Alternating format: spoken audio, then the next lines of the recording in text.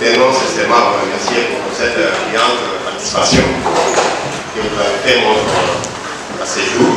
C'est par ces mots de clôture de Joseph Fantumba, coordonnateur provincial de l'ONGD Action pour le développement et la gestion des ressources naturelles ADGRN, qu'a pris fin ce samedi 19 novembre 2022 le séminaire sur la législation électorale à l'attention des femmes politiques de Lubumbashi sous le thème Système électoral, circonscriptions électorales et institutions politiques à mandat électif, forces et faiblesses. Chacun peut élire et chacun peut se faire élire.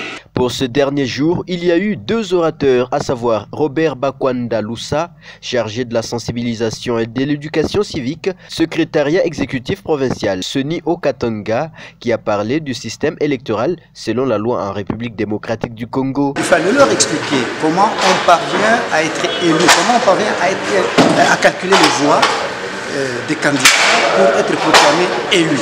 C'est très important dans la mesure où il y a eu beaucoup de contestations. Vous trouvez quelqu'un qui vient, va contester pour dire voilà, il y a eu 5000 voix. Comment celui qui a eu 4000 voix a été proclamé élu alors que lui a eu plus. Nous sommes dans un système de listes, la proportionnelle des listes, avec l'application de la règle du plus fort reste. Pour sa part, le professeur Joseph Kazadimpiana, professeur de droit public à l'université de Lubumbashi et à l'université Nouveaux Horizons, et aussi docteur en droit international et de l'Union européenne de l'université de Rome, La Sapienza, est revenu sur les forces et faiblesses de la loi électorale. C'est le cas, par exemple, de l'introduction du seuil de recevabilité pour les listes électorales. Au moins 300 candidats à l'élection pour un parti ou un parti. L'obligation, par exemple, de la CENI de publier les résultats bureau par bureau, encourager, stimuler les candidatures féminines. L'innovation en rapport avec la cartographie électorale, nous sommes un État dans lequel il n'y a pas de recensement, il n'y a que l'enrôlement. Or, l'enrôlement ne donne pas la photocopie de la démographie.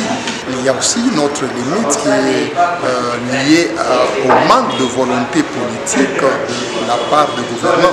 Donc, comment favoriser la démocratie à la base si les élections à ce niveau ici ne sont pas promues? Les participants de leur côté qui auraient connu l'importance des matières apprises promettent de répercuter les matières apprises dans leur QG politique respectif. À toutes les femmes leaders qui ont eu la chance de participer à cette formation, de relayer aussi les messages, puisque c'est vraiment important.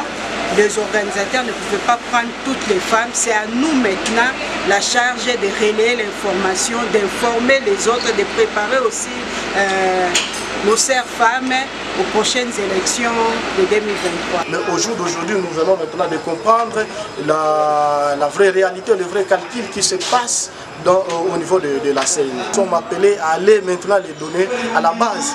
Et quand on parle de la base, il y a déjà les prétendants, donc les aspirants candidats, les gens qui ont la vision de postuler.